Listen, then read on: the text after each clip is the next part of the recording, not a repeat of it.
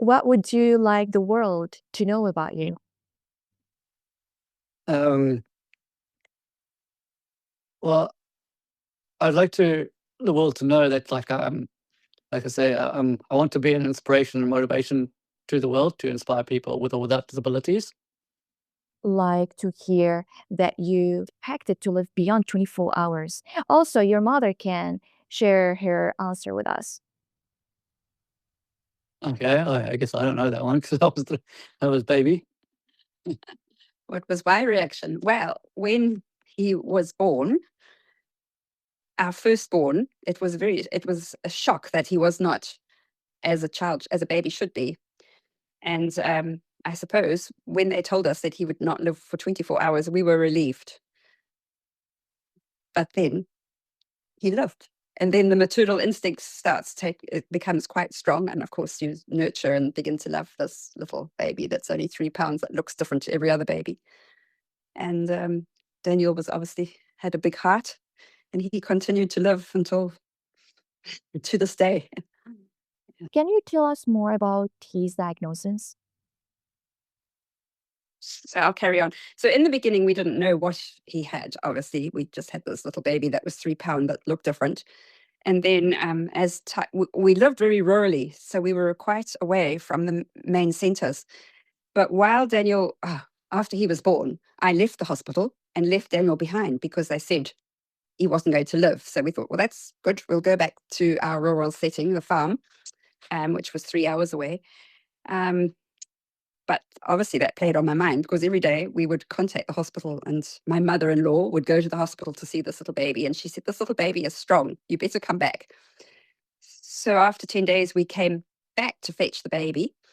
And in the meantime, she was living in the city, and she had made connections with a pediatrician. And the pediatrician came to the hospital. I think my memory is a bit faded from that time, but I think he came to the hospital and looked at Daniel. And from his experience, he thought that it was Seckel Syndrome from Daniel's appearance. Yeah. So we didn't have internet or anything like that in those days. But yeah, that's and of course the mother-in-law stayed in contact with this pediatrician and filled her in on some of the implications of Seckel Syndrome. Yeah, so it was all a mystery for us for many years, really. It's still a mystery to us.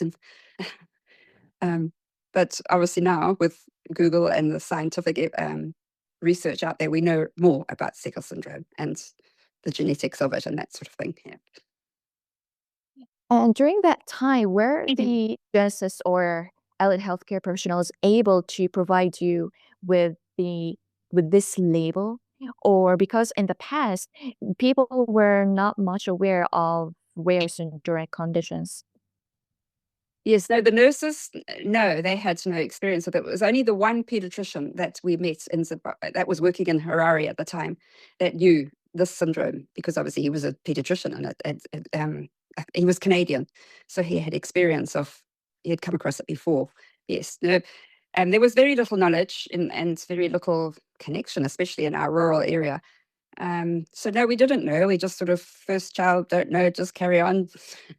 Yeah. And yes, he survived to tell the tale.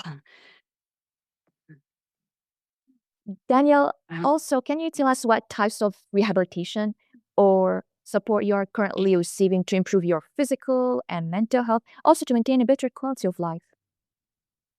New Zealand. At the moment, I'm mostly doing a lot of my own training because I got my sports and exercise science certificate in fitness. So I do most of my own training in my own little gym here at my house. And I have been going to physio swimming to try and keep going as well. But I have a 6 weeks on and a 6 weeks off. So at the moment, I'm on the 6 weeks off. It's government hospital. It's a government hospital. So I go to the hospital and do the swimming there with the training. And that's pretty much. Government support with your support. Yes. Yeah. And then so my support workers will take me there and back. And then as for mentals, just myself.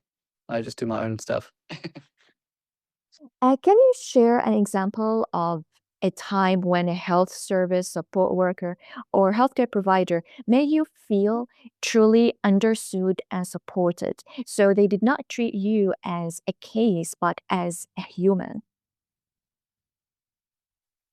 I think I mean, I haven't had any problems, so I feel like I've always been treated as a human as opposed to a case in New Zealand. Yeah, I finally got the diabetes patch on the arm now. Mhm. Took a long time for me to get approved of that, but one lady at the diabetes doctor and nurse, and they said, "Well, with the things that you've got, I think you qualify to have the diabetes patch as part of the government fee." Funding. Government funding, yeah. So I'm now getting the patch, and yeah, so far that's pretty much it. And then it's just the physio swimming, which I mostly do myself. When I get there, I just do my own what I need to do. Support. Um, I've been very proactive in obtaining help and Mhm. hours of the support workers. So I think we're lucky in that regard that I was able to fill in all the forms in the correct way to get the support we wanted. Had I not done it properly, we probably would have battled a lot more to get support. Mhm. I mean, there's still things that take a lot of documentation to get, like if we need a ramp for Daniel's entrance, and there'd be a lot of paperwork and a long wait. And oftentimes it's too long. So perhaps we'll get a friend to come and help us implement things like that. But it can be done. We just have to wait for things such as an accessible shower or front entrance with a ramp.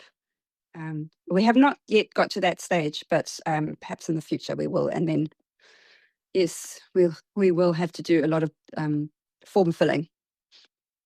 So, do Daniel's mother, feel that healthcare providers are listening to Daniel's goals and ambitions, not only to his medical needs? Yes, I do, but I think that it takes a long time to happen. You, Mhm. yes, I mean a long time, as in a year or 2 years, for things to get processed through the system. Having said that, it would happen eventually if we did all the paperwork, and we eventually things would materialize eventually if we needed such assistance. But we haven't actually needed big assistance yet. We've managed with what we've been provided for by the government, which is support workers and treatments at the hospital and that sort of thing.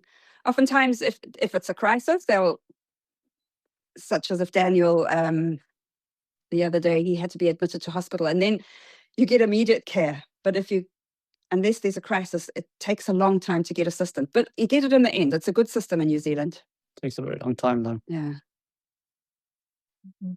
Your YouTube community, that you only realized you had challenges and were different from other children when you started school. Could you tell us what you faced during that time? From one of those videos that you saw, yep. It's pretty much what it was, what I had mentioned. But just growing up, even now, I still get kids that sort of stare at me, um, and yeah, it's just kind of it's embarrassing for the mother, but it's also not so nice for me at the same time. But basically, I just say you just got to get past it. You're just living what you got, and you can't do anything about it. So I just kind of live past it. One of your repeated messages is that you do not believe disabilities that should prevent anyone from achieving their goals. So from your personal experience, when and how did you come to this realization? Um, I just kind of always had it in me. I think um, I always looked forward and never looked back, and always just kept going, I guess. Um, yeah, I just know that it doesn't matter what you go. I was just basically when I was brought up on a farm in Africa, I just did exactly what my brothers would do: riding bikes, motorbikes, driving tractors, cars. Even with my bad eyesight, um, I still just did it because they could do it and I could do it too. Um, so it just everywhere I went, even now in New Zealand, I just did the same thing. I got my black belt in karate because I thought I knew I could do it. But I enjoyed it as well, and then I loved the biking, and I did it in New Zealand. And obviously, I can't bike anymore at the moment, but I'm looking at getting a bigger mobility scooter with bigger wheels, so I'll be able to get out and about with that and get a bit more, I guess, out and about, and enjoy life again a little bit more than what the scooter I've got now, which is limited to where I can go. So, but yeah, I have a lot of friends and family that are always willing to help me out, and just staying positive, and I guess keeping your mindset is always the big key. Because when I, getting weaker like I did, or have been, um, at one point I got like really, really down and depressed, and why me and why am I getting weaker? What's going on? Suddenly having to get a mobility scooter, and I didn't want to sit in it, and my mind was sort of completely out of sync, and I was kind of getting angry and upset, and then nothing I can do about it. And then eventually now I'm kind of just like, well, I know this. I just got to keep going with what I got and try and gain some strength if I can. But if I can't, I can just try and maintain what I've got. Um, and just, yeah, it's difficult to stay positive. Um, but I do my best to stay positive and keep going. And as well as like going on my social media, doing the TikTok live videos as well, and doing my videos for people. I get a lot of comments back, really nice comments, people saying, "Well done, keep going, man, you're doing well," and it lifts my spirit up, as it were, and it helps me to keep going because people are loving my positive energy, and they're all mentioning it in the comments. Your positive energy is amazing. I had one message this morning. I was saying that every time I see your videos, you've put a big smile to my face, and make me feel happier and enjoy my life a little bit more, knowing that I've got everything that I can do, and I'm making other people happy, and they sharing their happiness with me, and it keeps me going. You also, Danielle, make me happy. There are certain individuals, whether they are living with disabilities or not, are still all from moving forward because of the sarcastic behavior and negative criticisms that they are receiving from others. So I want you to give me more examples of your coping mechanisms or strategies other than being mindful and optimistic, or because of the pragmatic support you are getting from your family that will help you in moving forward. So with people, what was this? On social media, I mean, I've looked at a lot of other people on social media that have disabilities. I've looked at their videos and see what they do. Um, and I also get lots of comments from people that there's a lot of bad comments. And I've seen that on other people's videos as well. And I've seen videos of what they're talking about, saying, "Oh, I got such bad comments, and it makes me so upset. I'm so angry. I'm down." And I'm thinking, well, if social media, it's gonna happen. You're gonna get bad comments. You're gonna get nasty stuff. And if you can't hack, not looking past it and not reading the bad stuff and just looking at the really good comments, then you shouldn't be on social media if it's going to get to you that much.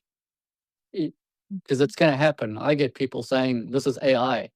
I'm not AI, obviously, but they obviously think it is, because there's a lot of AI videos out there making people look like, I don't know, big long arms, long heads, sort of thing.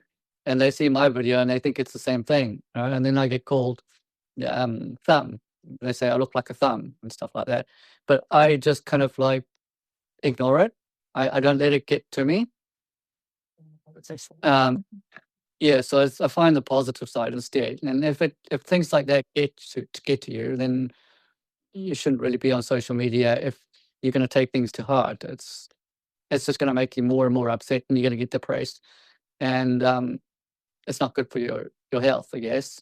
But if you've got the willpower and the strength to look past all the bad comments and catch every good comment that does come through, then you are way better off if you don't have to think about it or you're not thinking about it. And you just go, oh, that was a bad comment. I'm just going to ignore it and go to the next one. It takes a lot of, I guess, will strength to be able to do that. But I've pretty much got it down to an art where just looking past it. And You are the author of the book called A Man Makes His Own Luck. Could you share the story behind this book and explain why you decided to write it? I got a bit of pushing from my granny, who's in the UK, and she was telling me, "You've got to write your book. You've got an amazing story." And I put it off for a while, a year or so, and eventually I started writing. But from the beginning, I just thought from the beginning, and I had lots of help because there's a lot of things about Africa that I didn't understand quite so well. So I got my parents to help me out with some of that. And then I had a support helper who knew was also really good with the English language. I mean, I'm good, but I like simple and direct. So I put my words into it. So I wrote it. And then she edited, as well as my mum adding in bits and pieces in here. And my granny did a lot of editing to make it a little more like a book as opposed to what I wrote it once. I basically just wrote it like um, like a story with no emotion, basically. Like this happened, this happened, this happened, with no emotion. And then I showed it to my karate teacher, who sadly passed away now. But and he read it and he said to me, "It's good, but there's no emotion. You need to do some emotion in it." So I went back to the drawing board, and which I didn't like to do because a man doesn't like to share his emotions. So anyway, I did it, and they're like going through it from the very beginning. How did you feel about this? How did you feel about that? How do you feel? It was very, very difficult to do emotions and what I felt at the time. It was probably the hardest thing I did with the book was the emotions part. But eventually it got it done, and my support helper at the time did it. She knew how to put it up on Amazon. So she helped me out to put it up there and create the account and all that sort of side, 'cause I had no idea. And for a while, long time, it's been pretty dormant, not much happening. And now got the social media, I'm now advertising it. And I also had this thought of like, you know, doing something. The book was missing something. I had the book, but I was missing something. And I thought, well, why don't I donate something to a charity for each book I sell, a little portion of it to the charity? And so I thought that's a good idea. And we were trying to figure out, well, what charity should I donate to? I was thinking $1 to the charity for each book. So we brainstormed a couple of charities around New Zealand. And then one of my mum's friends was part of the Make-A-Wish charity. And she suggested, well, why don't you do it for the Make-A-Wish charity? And I didn't know anything about it. So I was like, what's it about? And found out what it was about. And I thought, that's a really good idea. I mean, it's kids with disabilities like me. Well, why not? And then if I can make something nice for them, it'll be really good. And that's what I decided to do. And it definitely filled the gap in the book. My purpose is clear. It's to inspire people around the world that have, with or without the disabilities, to look at themselves and go, okay, I may have had an accident and I can't use my legs anymore, but my arms still work. I might be in a wheelchair, but instead of thinking, I can't do this and I can't do that and I can't do that, change their train of thoughts, rearrange their thinking to go, I may not be able to do that, but I can do that, I can do that, I can do that, and I can do all that. Well, there's lots I can do then. Now looking at what they can do as opposed to what they can't do. And I had a chat to somebody once walking around the park, and she was able to walk and everything. She was just fine. I think she was struggling mentally at the time. And I was walking with her, and I was in my mobility scooter. And she was saying to me, oh, I can't do this and I can't do that. And exactly what I was saying. And I said to her, you need to change your thinking. you need to say, look at what you can do, not what you can't do. And I said, look at me. I'm scooting a mobility scooter. Look at you. You're walking. I'll do anything to walk again. And then she kind of suddenly had another thought. And then I just saw slowly as we got further around the park, I just kind of noticed this little change in her mood. She started thinking, her process of thinking what she can do as opposed to what she can't do, actually sort of uplifted her voice. I could hear her voice, the tone in her voice picking up a little bit and not quite so down. And by the time I got the rest of the way around the park, she was thanking me before she went off. She's like, "Oh, so amazing. Thanks for having a chat to me. You've lifted up my spirits. I feel so much better now. I'm going to start looking at what I can do and not what I can't do." Um, and off she went, feeling like she literally, her walking even improved. She started walking really upright and really quite happy, and she had a smile on her face afterwards as she walked away. And I was thinking at the same time, going, that's what I want to do. I want to lift people's spirits up, and I want to make sure that I get the world to rearrange their thinking to what I can do and not what I can't do. Your collection of stories, Daniel, are inspiring others to dream big. And again, I really Big hope bang. that you will leave an indelible impact, not on people's lives, but also on mine. I want to hear your story or your journey of independence. Oh, that's a tough one.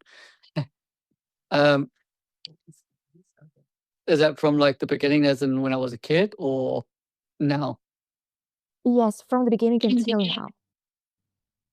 Well, growing up on the farm, um, where I was a day scholar, so we just went to school and came home every day, and that was fine. I always sat at the front of the desk to read the blackboard at the time. We didn't have whiteboards, and my independence was great. I could do everything. Like I said, growing up, I could, even with my bad eyesight, I would still just take off on my motorbike and go around the farm and do what I wanted.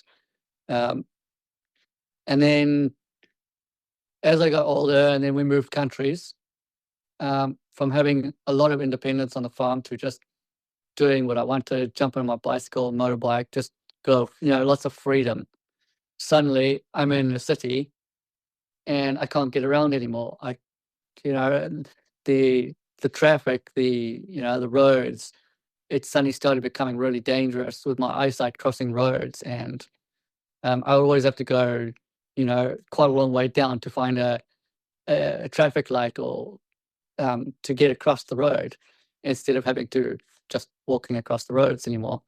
Um, and I always had to look for the bike trails and things like that. So my independence was basically my bicycle until I lost a lot of strength in my legs, and I couldn't bike to karate anymore. And then it was suddenly the mobility scooter, but I just got a little mobility scooter, so the independence is sort of limited, and the distance is limited. So wherever I need to go now, it has to go with in a support helper's car, or with a car with my mum and dad, or something like that. So it feels like I gone from this massive, awesome freedom to suddenly like I'm in a little cage. Like it really felt like I was a little bit caged. Um, Even though I had freedom with my bicycle, it was still when I could bike, it was still I'm in a city and roads and traffic. Um, yeah, I could still do it, but now it's even sort of um, less mobility. But I still get around as much as I can now. Now I'm just sort of like accepting what I can do, and do what I can and not what I can't, which is also very difficult in your mind and thinking. And but I still live at home in my little home here, my flat. So my independence has been great, having been out of home, as it were. And yeah, so I'm loving the independence. Just being able to live in my little flat still, even though I have support helpers coming in to help me out and flatmates and stuff like that. which is good. And I'm looking forward to a bigger mobility scooter, which is going to help me get up and about just a little bit more. So I don't get stuck on a field in the wet grass. Uh, so yeah, it's been difficult going from being able to do everything to suddenly having support helpers. But it's just what's happened, really. Like, just got to deal with it.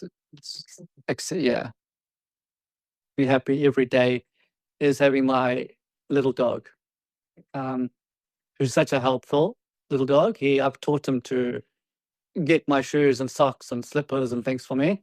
So when I sit on my mobility scooter, I take my slippers off and put my boots on. But well, he gets my boots from the shelf or from the little ledge and brings it to me. I have taught him to get my clothes out of my closet, but not every day. I did it for a video, Christmas video on my YouTube, and I spend my day doing tricks with him, all kinds of tricks. I had a dog trainer come in for a while to help me and teach me a little bit of how to train a dog, and then sort of got the idea, and now I'm sort of just doing bits of training with him myself and having fun with him, basically. I've sort of taught him to tell me if my glucose levels are, when my glucose levels go down or getting low. He smells the sugar coming out of my eyes when they're watering, and if he thinks they're low, he'll put his nose on my eye and he won't move until I've checked my levels and had something to eat, because he knows they're going down. He's actually quicker than my diabetic patch at telling me when my levels are low. He'll tell me before my patch tells me. Well, We have a little boy. I don't know if we can. he's sleeping now. Hey, Oh, hi. what? What is his name? His name is Tahi, which is number 1 in New Zealand Maori language. Oh, that is fantastic. Yeah, he kind of got named. All the puppies were named 1 to 6, I think. There was puppies in Maori, and he was first bought because I got him at 3 months. He already knew his name, so I just left it. That's very beautiful, Danielle. Now let's move to final reflections and advice. What can people do to be more inclusive toward individuals with disabilities, facial differences, or physical differences? Well, if it's terms of other people staring, they got to just kind of look past it, which is a very tough one to do. For this, so for starters, yeah, that, because the first thing that people look at is appearance, isn't it? You know, you suddenly see, oh, that person's in a wheelchair, or that person's got a moon boot on because it's broken his leg, or or you look a bit different, or something like that. So the first thing you've got to work on accepting your appearance, and other people will definitely look at you. So you've got to focus on controlling that, which was always difficult because it used to make me angry. And then to basically, they need to look forward, as what I was saying, what they can do and not what they can't do, which is a difficult thing if somebody's just lost their physical, their legs or arms or something like that in some sort of accident. And they might be feeling sorry for themselves, which will happen. But it's what they got to look at what they can do. It's all in psychological thinking, really. I've always been strong-minded, and I also think the karate training I did to help me be strong-minded. But yeah, so that's pretty much it. What they can do and not what they can't do, and let people help you, which I found very difficult, because I like to do everything myself. So when I started having help, I didn't like it at first, because I was like, I can do it, I will do it, I can do it. But then realizing I'm getting tighter and tighter, and it's just not worth it. And it's just accept the help when you need it.